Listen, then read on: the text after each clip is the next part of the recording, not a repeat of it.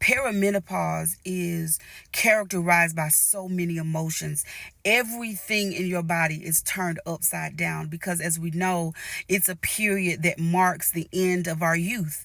And when it is marked by the end of our youth, it means that childbearing season is over, and we enter into a stage of perimenopause, and our emotions, our hormones, everything is out of whack. I remember one time going to work and crying every day, and I'm not a crier. I consider myself like hardcore.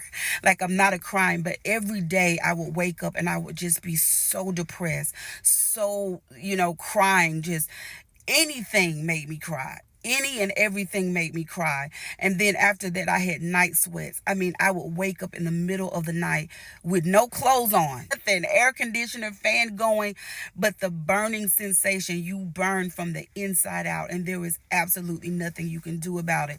And then after that season, I woke up angry at the world, angry at my husband, angry at my children, angry at my co-workers, just absolutely angry. And so there is a gambit of emotions that you are going to go through. The hormonal imbalances are something that you have to deal with medically, and you have to have a community of women that understand where you are. For me, I had to get medication.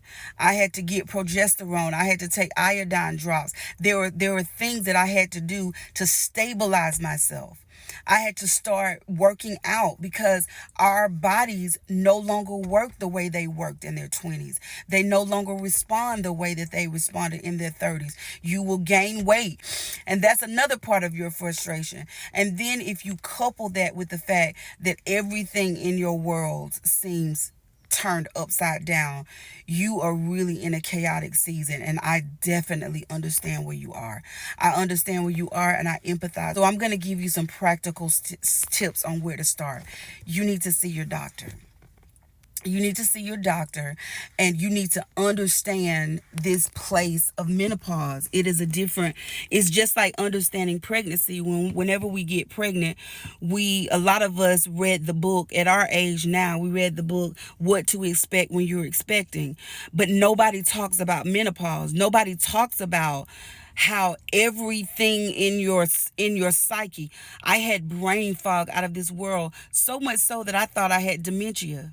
I thought I was losing my mind. I could not formulate words. Like, I would forget simple words like before and after. As simple as those words were, my mind would not even let me. I couldn't even think about what that word was. That happened. That lasted for like a year, and that's when I knew something is wrong with me. So I ended up going to the doctor and having a brief conversation. And here's the thing: because we don't talk about it, the medical professionals don't know a lot about it. So you have to kind of just find out what you are going through, what's happening in your body, what's happening in your mind, and you start the process then of figuring out what to do.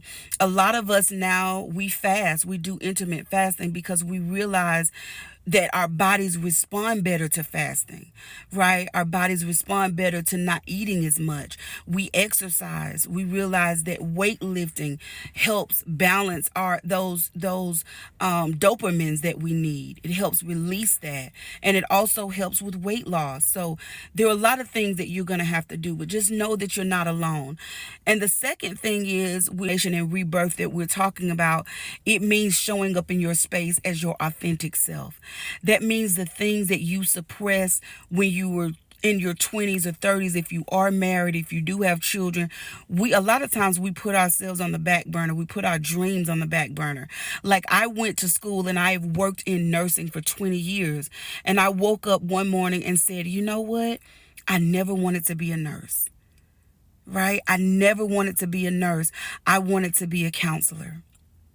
And I decided at 40 something years old, I'm going to go back to school and pursue that. So that is another part of the conversation that you have to have. Who am I authentically? Who am I before I had children? Who am I before I got married? Who am I before I had friends? What does Amy want? right? What do I like? But Amy, I'm just going to be honest with you. It's going to start with you doing practical things to get your hormones in check. If your emotions are all over the place, you are not alone. If you're crying for no reason, you're not alone. If you wake up and you're angry at the world, you are not alone. And you know what? You're not abnormal. These are all normal symptoms: the mood swings, the anger, the frustration, the mental fog, the fatigue, the weight gain, the night sweats, the day sweats, the not being able to formulate coherent sentences. All of that is part of the process. So if you are in that whirlwind of chaos, just know that you're not alone. And the first step for you is to find support. And what I love about this community, and even the women that are supporting you in the comment section, one of the things that I love about women is when we figure something out, we gonna tell another sister. We're going to tell another sister, girl, this is what you need to do. And that's what happened to me when I was showing up to work and I was crying every day for no reason, even though I was not emotional. Another sister said to me, you need to get some iodine drops. And I took iodine drops for 2 weeks and my crying stopped. And when I was waking up angry at the world and driving and angry at everybody, I went and got some progesterone and got my levels checked. And that helped me. The two things that I will leave with you is this: go speak to your doctor. Find you a community of women that understand what you're going through so that mental anguish can be lifted off of you, and start the process of getting your body into alignment, whether that's fasting, whether that's exercising, whether that's meditating. And the second thing I would say to you is find your authentic self. Whatever you denied in your youth, whatever you denied as a result of taking care of somebody else, it is your time to give that gift of self-service to yourself. And that's the piece that we're talking about.